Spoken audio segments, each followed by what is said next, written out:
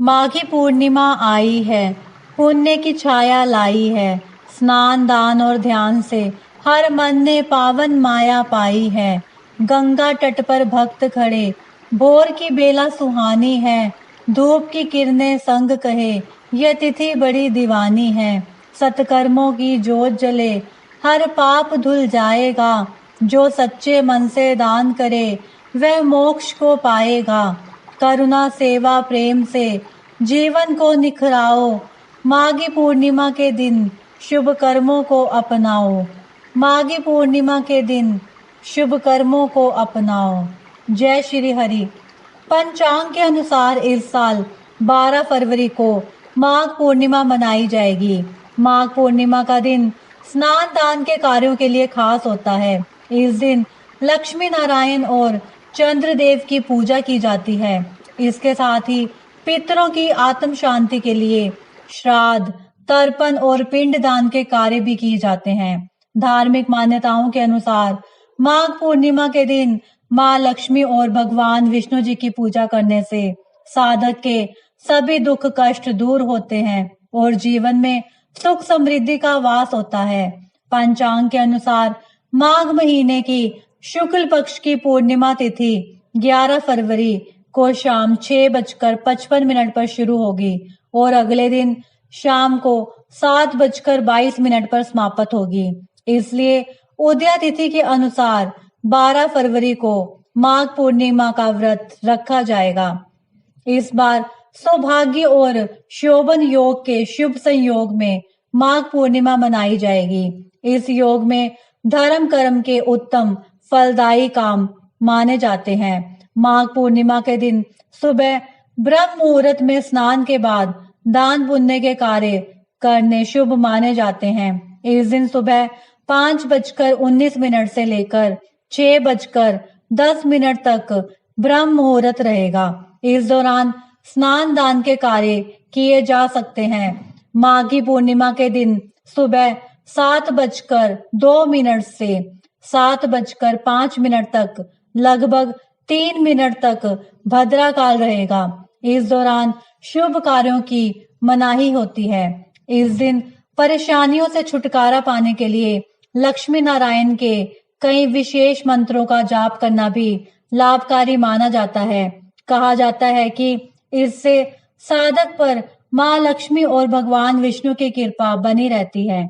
आइए जानते हैं माघ पूर्णिमा के दिन माँ लक्ष्मी और विष्णु जी को प्रसन्न करने वाले सरल मंत्र कौन से हैं।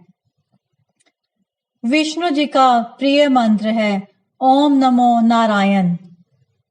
ओम नमो भगवते वासुदेवाय नमः। श्री कृष्ण गोविंद हरे मुरारी, हे नाथ नारायण वासुदेवा। लक्ष्मी जी का मंत्र है ओम ह्रीं क्ली श्री सिद्ध लक्ष्मै नमः।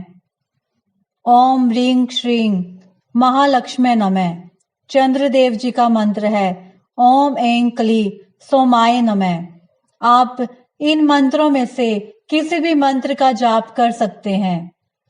धार्मिक मान्यताओं के अनुसार माघ पूर्णिमा के दिन पवित्र नदी में स्नान करने से साधक के सभी पाप नष्ट हो जाते हैं। जीवन में सुख समृद्धि और खुशहाली आती है। माघ पूर्णिमा के दिन गंगा नदी में स्नान करना अत्यंत शुभ माना जाता है। इसलिए इस दिन सुबह जल्दी उठकर ब्रह्म मुहूर्त में किसी भी पवित्र नदी में स्नान करना चाहिए।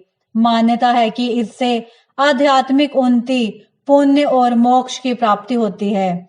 माघ पूर्णिमा के दिन प्रयागराज में गंगा संगम पर स्नान करना भी अत्यंत शुभकारी माना जाता है।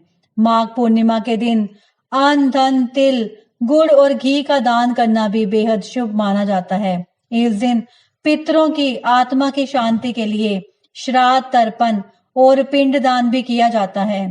साथ ही गरीबों और जरूरतमंदों को भोजन खिलाना चाहिए।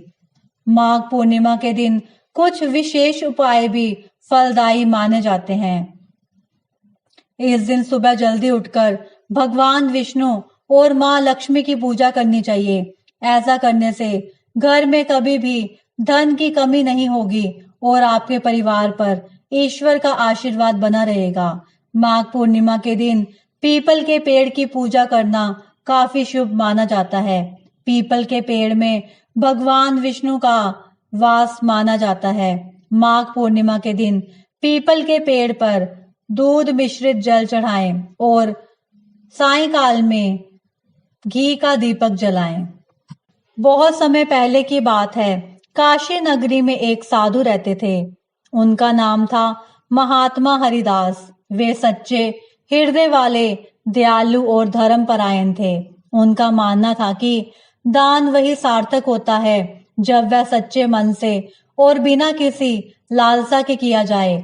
माघ पूर्णिमा के दिन गंगा तट पर स्नान के लिए भारी भीड़ उमड़ती थी। हर कोई पुण्य कमाने के लिए दान दक्षिणा करता, भोजन बांटता और संतों की सेवा करता। इसी भीड़ में एक और अमीर व्यापारी भी था।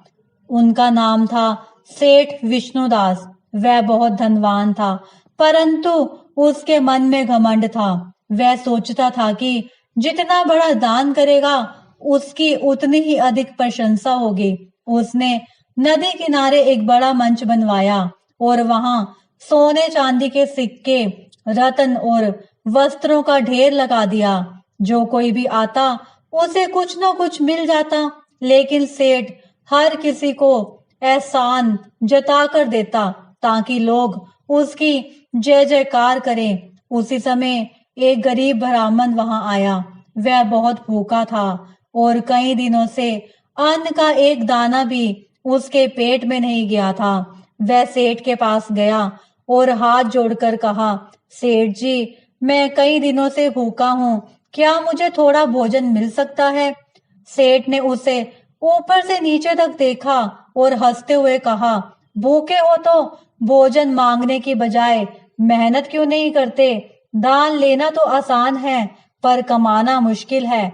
ब्राह्मण दुखी होकर वहां से चला गया और साधु हरिदास के आश्रम की ओर बढ़ा।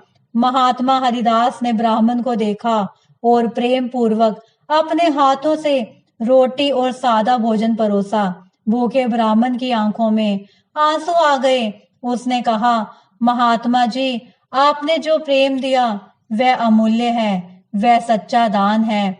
महात्मा हरिदास मुस्कुराए और बोले, दान केवल धन से नहीं, प्रेम, करुणा और सेवा से भी किया जाता है। सच्चा दान वही है जो बिना किसी अहंकार और स्वार्थ के किया जाए। उधर सेठ विष्णुदास को यह देखकर आश्चर्य हुआ कि साधु हरिदास के आश्रम में कोई भी भूखा नहीं जाता और वहां लोग संतोष और प्रसन्नता से भरे रहते हैं। उसने सोचा, मैंने इतना धन बांटा फिर भी लोग साधु हरिदास को ही पूजते हैं, ऐसा क्यों? सेठ ने साधु के पास जाकर अपनी जिज्ञासा रखी। महात्मा हरिदास ने मुस्कुराते हुए कहा, सेठ जी, दान का मूल्य उसके बाहरी रूप से नहीं बल्कि देने वाले की भावना से आंका जाता है। सच्चा दान वही है जो बिना किसी दिखावे और अहंकार के किया जाए। सेठ विष्णुदास को अपनी गलती का एहसास हुआ। उसने प्रण किया कि अब से वह गर्व या अहंकार के लिए नहीं बल्कि सच्चे मन से जरूरतमंदों की सहायता करेगा। दान धन का हो या प्रेम का, उसे सच्चे मन से और बिना किसी स्वार्थ के करना चाहिए, तभी वह फलदायी होता है और सच्चे पुण्य की प्राप्ति होती है। सच्चा दान वही है जो मन से किया जाए, ना दिखावा ना अहंकार, बस प्रेम से दिया जाए। माघी पूर्णिमा का यही है संदेश, करुणा, दया और सेवा से बने जीवन विशेष। आइए अब हरि का नाम लेकर सुनते हैं माघ पूर्णिमा व्रत की पौराणिक कथा। पौराणिक कथा के मुताबिक नर्मदा नदी के तट पर शुभव्रत नामक विद्वान ब्राह्मण रहते थे, लेकिन वे काफी लालची थे। इनका लक्ष्य किसी भी तरह धन कमाना था और ऐसा करते करते ये समय से पूर्व ही वृद्ध दिखने लगे और कई बीमारियों के चपेट में आ गए। इस बीच उन्हें अंतर्ज्ञान हुआ कि उन्होंने पूरा जीवन तो धन कमाने में बिता दिया, अब जीवन का उद्धार कैसे होगा। इसी क्रम में उन्हें माघ माह में स्नान का महत्व बताने वाला एक श्लोक याद आया। इसके बाद स्नान का संकल्प लेकर ब्राह्मण नर्मदा नदी में स्नान करने लगे। करीब 9 दिनों तक स्नान के बाद उनकी तबीयत ज्यादा खराब हो गई और मृत्यु का समय आ गया। वे सोच रहे थे कि जीवन में कोई सत्कार्य न करने के कारण उन्हें नरक का दुख भोगना होगा, लेकिन वास्तव में मात्र 9 दिनों तक माघ मास में स्नान के कारण उन्हें मोक्ष की प्राप्ति हुई। जय श्री हरि, जय श्री विष्णु। पूर्णिमा व्रत की कथा। कांतिका नगर में धनेश्वर नाम के ब्राह्मण अपना जीवन भिक्षा मांगकर अपना जीवन निर्वाह करता था। उसकी कोई संतान नहीं थी। एक दिन उसकी पत्नी नगर में भिक्षा मांगने गई, परंतु सभी ने उसे बांझ कहकर भिक्षा देने से इनकार कर दिया। फिर किसी ने ब्राह्मण दंपत्ति को 16 दिन तक मां काली की पूजा करने को कहा। उन्होंने विधिवत पूजा करके आराधना की और तब उनकी आराधना से प्रसन्न होकर मां काली ने दोनों को संतान प्राप्ति का वरदान दिया और कहा कि अपने सामर्थ्य के अनुसार प्रत्येक पूर्णिमा को तुम दीपक जलाया करो। इस तरह हर पूर्णिमा के दिन तक दीपक बढ़ाते जाना है, जब तक कम से कम 32 दीपक ना हो जाए। इसके बाद ब्राह्मण ने अपनी पत्नी को पूजा के लिए पेड़ से आम का कच्चा फल तोड़कर दिया और उसकी पत्नी ने पूजा की और फलस्वरूप वह गर्भवती हो गई। एक पुत्र ने जन्म लिया जिसका नाम देवदास रखा। देवदास जब बड़ा हुआ तो उसे अपने मामा के साथ पढ़ने के लिए काशी भेजा। काशी में धोखे से देवदास का विवाह हो गया। देवदास ने कहा कि वह अल्प आयु है, परंतु फिर भी जबरन उसका विवाह करवा दिया गया। कुछ समय बाद काल उसके प्राण लेने आया, लेकिन ब्राह्मण दंपत्ति ने पूर्णिमा का व्रत रखा था, इसलिए काल उसका कुछ बिगाड़ नहीं पाया। तभी से कहा जाता है कि पूर्णिमा के दिन व्रत करने से संकट से मुक्ति मिलती है और सभी मनोकामनाएं पूरी होती हैं। जय श्री हरि, जय श्री विष्णु। आइए अब सुनते हैं श्री सत्यनारायण व्रत कथा। पंचांग के अनुसार हर महीने की पूर्णिमा को श्री सत्यनारायण व्रत की कथा को सुनने का फल हजारों सालों तक किए गए यज्ञ के बराबर माना जाता है। किसी भी शुभ कार्य या मनोकामना पूरी करने हेतु विधि विधान से सत्यनारायण भगवान की पूजा और कथा करवाई जाती है। शास्त्रों के मुताबिक ऐसा माना गया है कि इस कथा को सुनने वाला व्यक्ति व्रत रखता है तो उसे जीवन के दुखों को श्री हरि विष्णु खुद ही हर लेते हैं। स्कंद पुराण के अनुसार भगवान सत्यनारायण श्री हरि विष्णु का ही दूसरा रूप है और इस कथा की महिमा को भगवान सत्यनारायण ने अपने मुख से देव ऋषि नारद को बताया और सुनाया था। सत्यनारायण कथा की पूजन सामग्री शालिग्राम जी की मूर्ति, काले तिल, कलश, गंगा जल, गरी गोला, रोली, मोली, इत्र, इलायची, कमल गट्टा, चावल, दुर्वा, पंचमेवा, पीली सरसों, बताशा, बेलगिरी, लाल चंदन, सिंदूर, शहद, लौंग, सुपारी, कपूर, हल्दी, आम के पत्ते, ऋतुफल, कपड़ा 1.25 मीटर, तुलसी दल, चौंकी, केसर, पंचरतन, धूप, नैवेद्य, पंच पल्लव, गुलाब के फूल, पंचामृत जिसमें कि दूध, दही, घृत, शहद, शक्कर, पान का पत्ता, पुष्पों की माला, बंधनवार, जनेऊ, श्रीफल, गूगल, आम की लकड़ी, इंद्रजौ, जो देसी घी, नवग्रह समिधा और हवन सामग्री का पैकेट। पूर्णिमा के दिन शाम के समय स्नान आदि से निर्वित होकर पूजा स्थान में आसन पर बैठ जाएं। पूजा के स्थान पर रंगोली बनाने के बाद उस रंगोली पर चौकी को रखें। फिर उस पर सतिया बनाएं।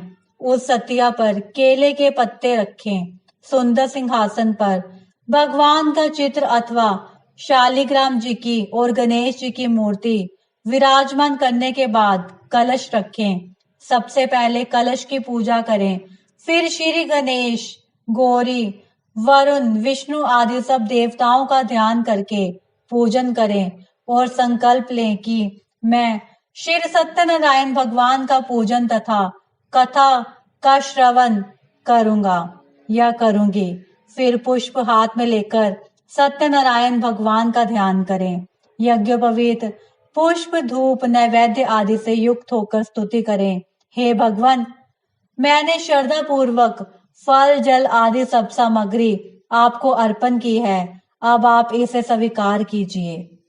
जो भी भक्तजन इस समय इस कथा को सुन रहे हैं, कथा सुनते समय अपने हाथ में चावल और फूल लेकर और दक्षिणा रखकर इस कथा का श्रवण करें और भगवान से विनती करें कि मेरा आपको बारंबार प्रणाम है। इसके बाद श्री सत्यनारायण जी की कथा पढ़ें या फिर सुने। सुनने के बाद भोग लगाएं, आरती करके प्रसाद बांटें और बड़ों का आशीर्वाद लें। इस पूजा और कथा को सुनने में आप किसी विद्वान पंडित की भी मदद ले सकते हैं या फिर आप इस वीडियो के माध्यम से इस कथा का श्रवण कर सकते हैं। कुछ लोग सत्यनारायण व्रत के दिन पास के मंदिर में दोपहर में होने वाली कथा आरती में शामिल होकर चरणामृत तथा प्रसाद बांट प्रसाद को घर लाकर भोजन करने से पहले प्रसाद ग्रहण कर लेते हैं और उसके बाद भोजन ग्रहण कर लेते हैं। आइए अब सुनते हैं श्री सत्यनारायण व्रत कथा। सत्यनारायण भगवान की पूजा का बहुत अधिक महत्व होता है। श्री सत्यनारायण व्रत कथा के कुल 5 अध्याय हैं, जिनका श्रवण करने से मनुष्य के सभी कष्ट मिट जाते हैं। श्री गणेशाय नमः। श्रीमन नारायण नारायण नारायण, भजमन नारायण नारायण नारायण, लक्ष्मी नारायण नारायण नारायण, श्रीमन नारायण नारायण नारायण। श्री सत्यनारायण भगवान की जय। श्री सत्यनारायण भगवान व्रत कथा का पहला अध्याय। एक समय की बात है, नैमिषारण्य तीर्थ में शौनकादि 88,000 ऋषियों ने श्री सूत जी से पूछा, हे प्रभु, इस कलयुग में वेद विद्या रहित मनुष्यों को प्रभु भक्ति किस प्रकार मिल सकती है तथा उनका उद्धार कैसे होगा। हे मुनि श्रेष्ठ, कोई ऐसा तप बताइए जिससे थोड़े समय में ही पुण्य मिले और मनवांछित फल भी मिल जाए। इस प्रकार की कथा सुनने की हम लोग इच्छा रखते हैं।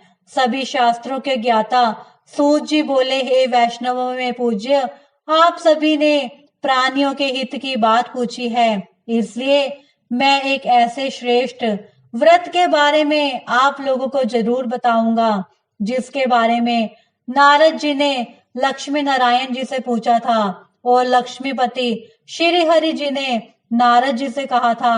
अब आप भी इसे सुनिए। एक समय की बात है, नारद जी दूसरों के हित की इच्छा लिए अनेकों लोकों में घूमते हुए मृत्यु लोक में जा पहुंचे, जहां उन्होंने अनेक योनियों में जन्मे सभी मनुष्यों को अपने कर्मों के अनुसार पीड़ा झेलते हुए देखा। उनका दुख देखकर नारद जी सोचने लगे कि ऐसा क्या किया जाए जिससे निश्चित रूप से मानव के दुखों का अंत हो जाए। इसी विचार पर मनन करते हुए वह विष्णु लोक में गए। वहां वह नारायण की स्तुति करने लगे और बोले, हे भगवान, आप अत्यंत शक्ति से संपन्न हैं, निर्गुण स्वरूप, सृष्टि के कारण भक्तों के दुख को दूर करने वाले हैं। आपको मेरा प्रणाम है। नारद जी की स्तुति सुन भगवान विष्णु बोले, मुनि श्रेष्ठ, आपके मन में क्या बात है, उसे निसंकोच कहो। इस पर नारद मुनि बोले कि मृत्यु लोक में अनेक योनियों में जन्मे मनुष्य अपने कर्मों के द्वारा अनेकों दुख से दुखित हो रहे हैं। हे प्रभु, आप तो ये बताइए कि वो मनुष्य थोड़े प्रयास से ही अपने दुखों से कैसे छुटकारा पा सकते हैं। तब श्री हरि बोले, हे नारद, मनुष्यों की भलाई के लिए तुमने बहुत उत्तम प्रश्न पूछा है। स्वर्ग लोक व मृत्यु लोक दोनों में एक दुर्लभ उत्तम व्रत है जो पुण्य देने वाला है। आज प्रेमवश होकर मैं तुमसे कहता हूँ, श्री सत्यनारायण भगवान का व्रत अच्छी तरह विधान पूर्वक करके मनुष्य तुरंत ही यहाँ सुख भोग कर मरने पर मोक्ष पाता है।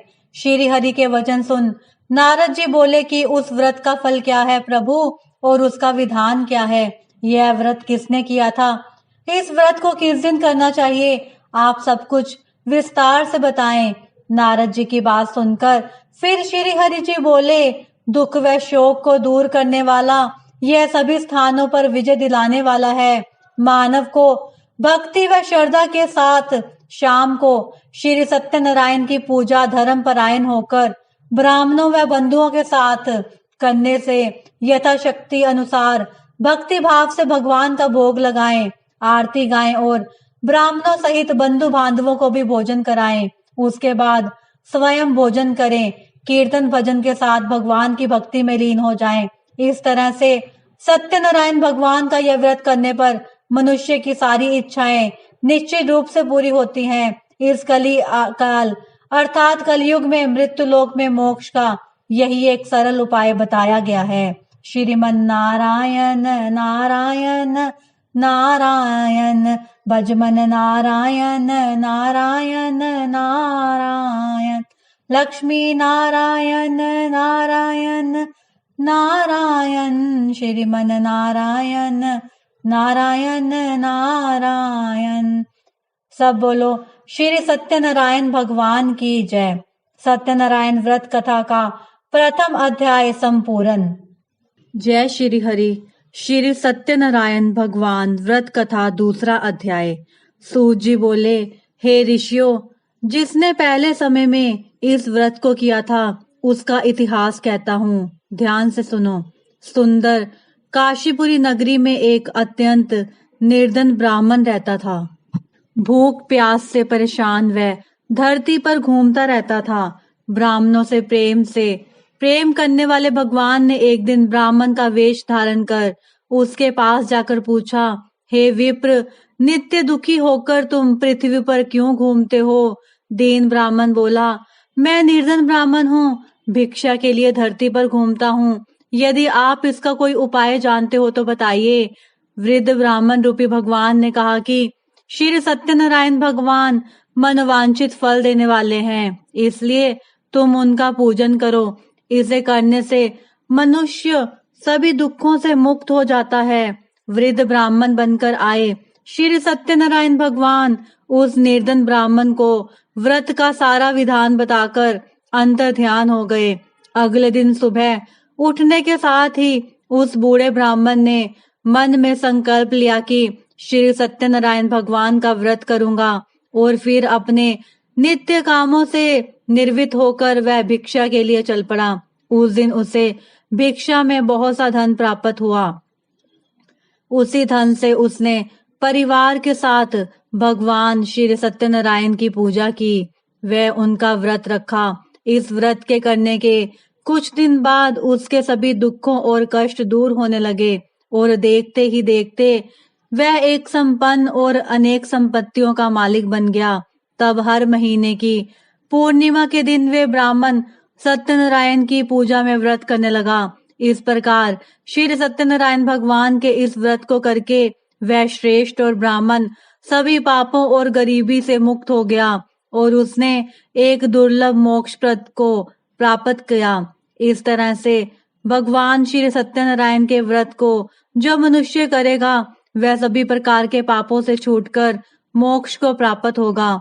जो मनुष्य इस व्रत को करेगा वह भी सभी दुखों से मुक्त हो जाएगा।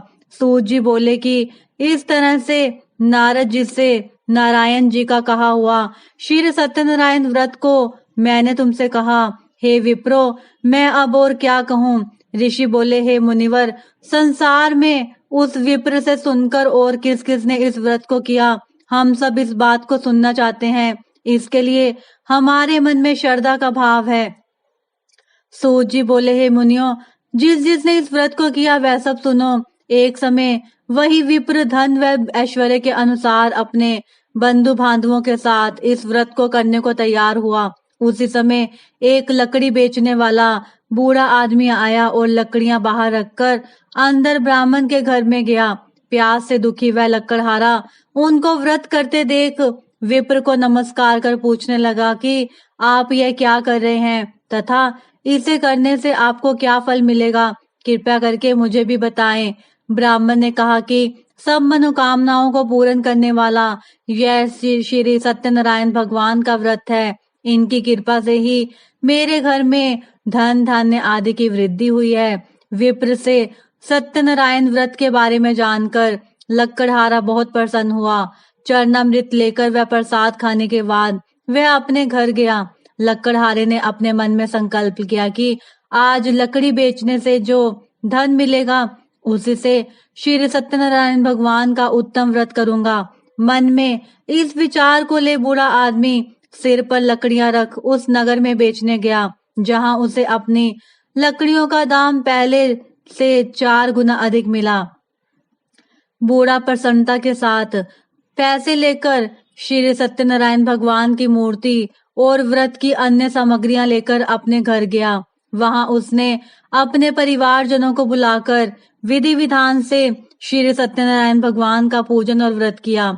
इस व्रत के प्रभाव से वह बूढ़ा लकड़हारा धन पुत्र आदि से युक्त होकर संसार के समस्त सुख भोग अंत काल में बैकुंठ धाम चला गया। श्रीमन नारायण नारायण नारायण, भज मन नारायण नारायण नारायण, लक्ष्मी नारायण नारायण नारायण, श्रीमन नारायण नारायण नारायण। सब बोलो श्री सत्यनारायण भगवान की जय। सत्यनारायण व्रत कथा का 2य अध्याय संपूर्ण। जय श्री हरि। श्री सत्यनारायण भगवान व्रत कथा 3रा अध्याय। सूत जी बोले, हे श्रेष्ठ मुनियों, अब आगे की कथा कहता हूँ। पहले समय में उल्का मुख नाम का एक बुद्धिमान राजा था। वह सत्यवक्ता और जितेंद्रिय था। प्रतिदिन देव स्थानों पर जाता और निर्धनों को धन देकर उनके कष्ट दूर करता था। उसकी पत्नी कमल के समान मुख वाली तथा सती साध्वी थी। भद्रशिला नदी के तट पर उन दोनों ने श्री सत्यनारायण भगवान का व्रत किया। उसी समय साधु नामक एक वैश्य आया। उसके पास व्यापार करने के लिए बहुत सा धन भी था।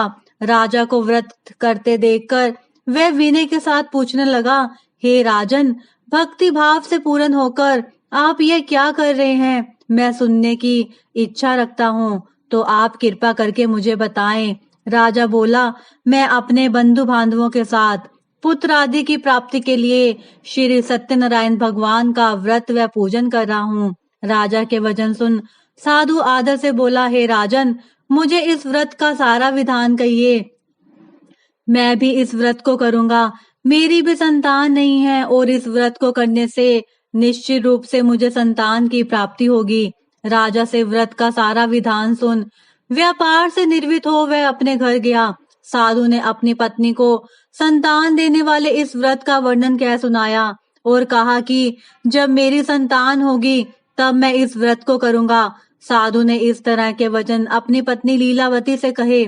एक दिन लीलावती पति के साथ आनंदित हो संसारिक धर्म में प्रवृत्त होकर सत्यनारायण भगवान की कृपा से गर्भवती हो गई। 10वें महीने में उसके गर्भ से एक सुंदर कन्या ने जन्म लिया। माता पिता ने अपनी कन्या का नाम कलावती रखा।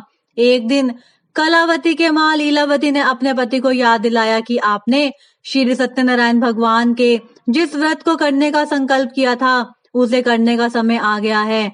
आप इस व्रत को करिए। साधु बोला कि हे प्रिय, इस व्रत को मैं उसके विवाह पर करूंगा। इस प्रकार अपनी पत्नी को आश्वासन देकर वह नगर को चला गया। साधु ने एक बार नगर में अपनी कन्या को सखियों के साथ देखा तो उसे लगा कि उसकी कन्या अब विवाह योग्य हो गई है और उसने कन्या के योग्य वर ढूंढना शुरू कर दिया।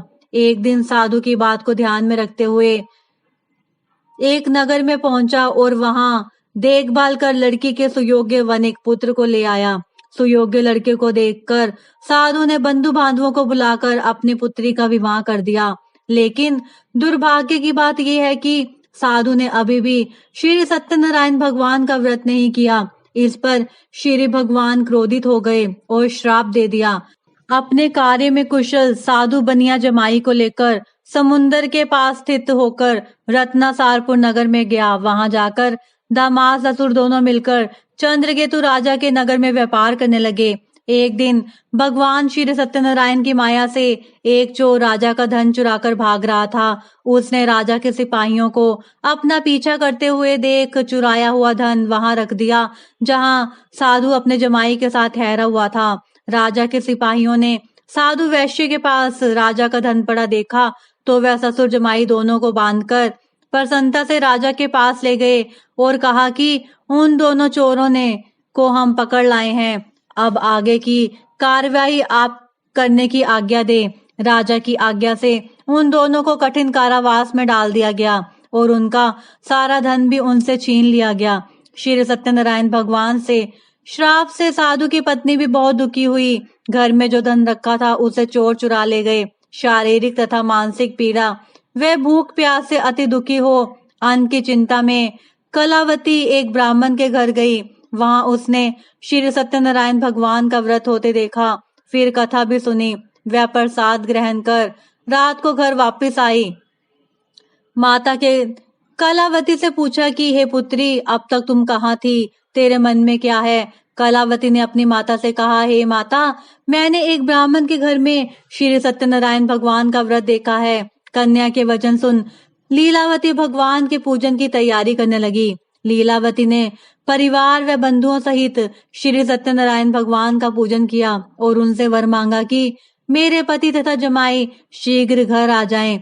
साथ ही यह भी प्रार्थना की कि हम सबका अपराध क्षमा करें। श्री सत्यनारायण भगवान इस व्रत से संतुष्ट हो गए और राजा चंद्रकेतु को सपने में दर्शन देकर कहा कि हे राजा, तुम उन दोनों वैश्यों को छोड़ दो और उनसे उनका जो धन लिया है उनको वापस कर दो। अगर ऐसा नहीं किया तो मैं तुम्हारा धन, राज्य व संतान सभी को नष्ट कर दूंगा। राजा को यह सब कहकर वे अंतर ध्यान हो गए। प्रातःकाल सभा में राजा ने अपना सपना सुनाया। फिर बोले कि उन दोनों को कैद से मुक्त कर सभा में लाओ। दोनों ने आते ही राजा को प्रणाम किया। राजा बोला, महानुभावों, भाग्यवश ऐसा कठिन दुख तुम्हें प्राप्त हुआ है, लेकिन अब तुम्हें कोई भय नहीं है। ऐसा कह राजा ने उन दोनों को नए वस्त्र आभूषण भी पहनाए और जितना धन उनका लिया था उससे दुगना धन वापस कर दिया। दोनों वैश्य अपने घर को चल दिए। श्रीमन नारायण नारायण नारायण, भज मन नारायण नारायण नारायण, लक्ष्मी नारायण नारायण नारायण, श्रीमन नारायण नारायण नारायण। सब बोलो श्री सत्यनारायण भगवान की जय। जय श्री हरि। श्री सत्यनारायण भगवान व्रत कथा का तृतीय अध्याय संपूर्ण। श्री सत्यनारायण भगवान व्रत कथा चतुर्थ अध्याय। सूत जी बोले, वैश्य ने मंगलाचार कर अपनी यात्रा आरंभ की और अपने नगर की ओर चल दिए। उनके थोड़ी दूर जाने पर एक दंडी वेशधारी श्री सत्यनारायण ने उनसे पूछा, हे साधु, तेरी नाव में क्या है? अभिमानी वनिक हंसता हुआ बोला, हे दंडी, आप क्यों पूछते हो? क्या धन लेने की इच्छा है? मेरी नाव में तो बेल व पत्ते भरे हुए हैं। वैश्य के कठोर वचन सुन भगवान बोले, तुम्हारा वचन सत्य हो। दंडी ऐसे वचन क्या वहां से दूर चले गए। कुछ दूर जाकर समुद्र के किनारे बैठ गए। दंडी के जाने के बाद साधु वैश्य ने नित्य क्रिया के पश्चात नाव को ऊंची उठी देख अचंभा माना और नाव में बेल पत्ते आदि देखकर वह मूर्छित हो जमीन पर गिर पड़ा। वापस होश पर आने पर वह अत्यंत शोक में डूब गया। तब उसका दामाद बोला कि आप शोक न मनाएं, यह डंडी का श्राप है, इसलिए हमें उनकी शरण में जाना चाहिए, तभी हमारी मनोकामना पूरी होगी। दामाद की बात सुनकर वह डंडी के पास पहुंचा और अत्यंत भक्ति भाव नमस्कार करके बोला, मैंने आपसे जो असत्य वचन कहे थे उनके लिए मुझे क्षमा कर दे। ऐसा कह वह रोने लगा। तब डंडी भगवान बोले, हे वनिक पुत्र, मेरी आज्ञा से बार बार तुम्हें दुख प्राप्त हुआ है, तो मेरी पूजा से विमुख हुआ। साधु बोला, हे भगवान, आपकी माया से ब्रह्मा आदि देवता भी आपके रूप को नहीं जानते, तब मैं अज्ञानी कैसे जान सकता हूँ। आप प्रसन्न होइए, अब मैं सामर्थ्य के अनुसार आपकी पूजा करूंगा, मेरी रक्षा करो और पहले के समान नौका में धन भर दो। साधु वैश्य के भक्ति पूर्वक वचन सुनकर भगवान प्रसन्न हो गए और उसकी इच्छा अनुसार वरदान देकर अंतर ध्यान हो गए। ससुर जमाई दोनों जब नाव पर आए तो नाव धन से भरी हुई मिली। फिर वहीं अपने अन्य साथियों के साथ भगवान श्री सत्यनारायण का पूजन कर अपने नगर को चल दिए। जब नगर के नजदीक पहुंचे तो दूत को घर पर खबर करने के लिए भेज दिया। दूत साधु की पत्नी को प्रणाम कर कहता है कि मालिक अपने दामाद सहित नगर के निकट आ गए हैं। दूत की बात सुन साधु की पत्नी लीलावती ने बड़े हर्ष के साथ श्री सत्यनारायण भगवान का पूजन कर अपनी पुत्री कलावती से कहा कि मैं अपने पति के दर्शन करने को जाती हूँ, तू कार्य पूर्ण कर शीघ्र आ जा। माँ के ऐसे वचन सुन कलावती जल्दी से प्रसाद छोड़ अपने पति के पास चली गई। प्रसाद की अवज्ञा के कारण श्री सत्यनारायण भगवान रुष्ट हो गए और नाव सहित उसके पति को पानी में डुबो दिया। कलावती अपने पति को वहां ना पाकर रोती हुई जमीन पर गिर गई। नौका को डूबा हुआ देख वह कन्या को रोता हुआ देख साधु दुखी होकर बोला, हे प्रभु, मुझसे तथा मेरे परिवार से जो भूल हुई है उसे क्षमा करे। साधु के दीन वचन सुनकर श्री सत्यनारायण भगवान प्रसन्न हो गए और आकाशवाणी हुई, हे साधु, तेरी कन्या मेरे प्रसाद को छोड़कर आई है, इसलिए उसका पति अदृश्य हो गया है। यदि वह घर जाकर प्रसाद खाकर लौटती है तो इसे इसका पति अवश्य मिलेगा। ऐसी आकाशवाणी सुन कलावती ने वैसे ही किया जैसे आकाशवाणी के दौरान भगवान ने कहा। और फिर प्रसाद ग्रहण करने के बाद जब वो वापस आई तो अपने पति के दर्शन करके अत्यंत प्रसन्न हुई। उसके बाद साधु अपने बंधु बांधवों सहित श्री सत्यनारायण भगवान का विधि विधान से पूजन करता है। इस लोक का सुख भोग कर वह अंत में स्वर्ग को जाता है। श्रीमन नारायण नारायण नारायण, भजमन नारायण नारायण नारायण, लक्ष्मी नारायण नारायण नारायण, श्रीमन नारायण नारायण नारायण, भजमन नारायण नारायण नारायण। श्री सत्यनारायण भगवान की जय। श्री सत्यनारायण भगवान व्रत कथा का चतुर्थ अध्याय संपूर्ण। श्री सत्यनारायण भगवान व्रत कथा 5वां अध्याय। सूत जी बोले, हे ऋषियों, मैं और भी एक कथा सुनाता हूँ, उसे भी ध्यान पूर्वक सुनो। प्रजा पालन में लीन तुंगध्वज नाम का एक राजा था। उसने भी भगवान का प्रसाद त्याग कर बहुत ही दुख प्राप्त किया। एक बार जंगल में जाकर वन्य पशुओं को मारकर वह बड़ के पेड़ के नीचे आया। वहां उसने ग्वालों को भक्ति भाव से अपने बंधुओं सहित श्री सत्यनारायण भगवान का पूजन करते हुए देखा। अभिमानवश राजा ने उन्हें देखकर भी पूजा स्थान में नहीं गया और ना ही उनसे भगवान को प्रणाम किया। ग्वालों ने राजा को प्रसाद दिया, लेकिन उसने वह प्रसाद नहीं खाया और प्रसाद को वहीं छोड़कर वह अपने नगर को चला गया। जब वह नगर में पहुंचा तो वहां सब कुछ तहस नहस हुआ पाया तो वह शीघ्र ही समझ गया कि यह सब भगवान के अनादर का ही परिणाम है। वह दोबारा ग्वालों के पास पहुंचा और विधि पूर्वक पूजा के बाद प्रसाद खाया तो श्री सत्यनारायण भगवान की कृपा से सब कुछ पहले जैसा हो गया। दीर्घ काल तक सुख भोगने के बाद मरणोपरांत उसे स्वर्ग लोक की प्राप्ति हुई।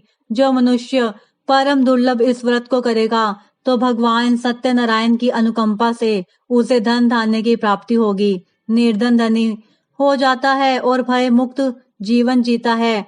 संतानहीन मनुष्य को संतान सुख मिलता है और सारे मनोरथ पूर्ण होने पर मानव अंत काल में बैकुंठ को जाता है।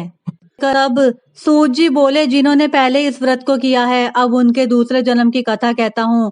वृत शनानंद ब्राह्मण ने सुदामा का जन्म लेकर मोक्ष की प्राप्ति की। लक्कड़हारे ने अगले जन्म में निषाद बनकर मोक्ष प्राप्त किया।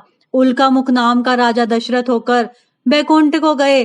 साधु नाम के वैश्य ने मोरध्वज बनकर अपने पुत्र को आरे से चीरकर मोक्ष पाया।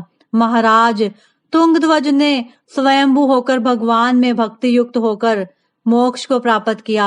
कथा सुनने के बाद सभी ने श्री हरि को झुककर प्रणाम किया।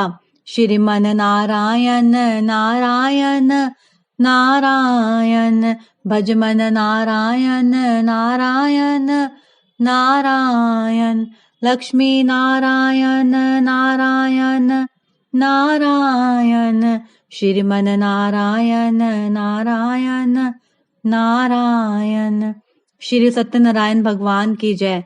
श्री सत्यनारायण व्रत कथा का 5वां अध्याय संपूर्ण। श्री सत्यनारायण भगवान की आरती। जय लक्ष्मी रमना, जय श्री लक्ष्मी रमना। सत्यनारायण स्वामी जनपातक हरना, जय लक्ष्मी रमना। रत्न जड़ित सिंहासन अद्भुत छवि राजे, नारद करत निरंजन घंटा ध्वनि बाजे, जय लक्ष्मी रमना। प्रकट भय कलि कारण द्विज को दरस दियो, बूढ़े ब्राह्मण बन कर कंचन महल कियो, जय लक्ष्मी रमना।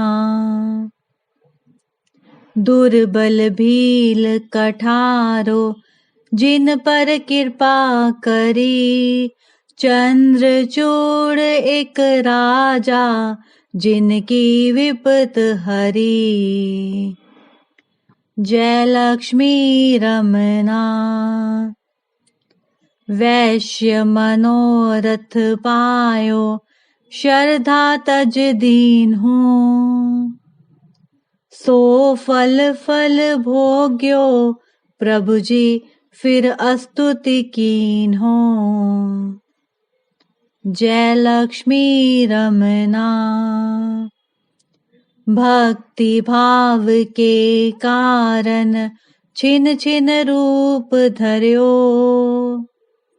श्रद्धा धारण कीनी तिनको काज सरयो,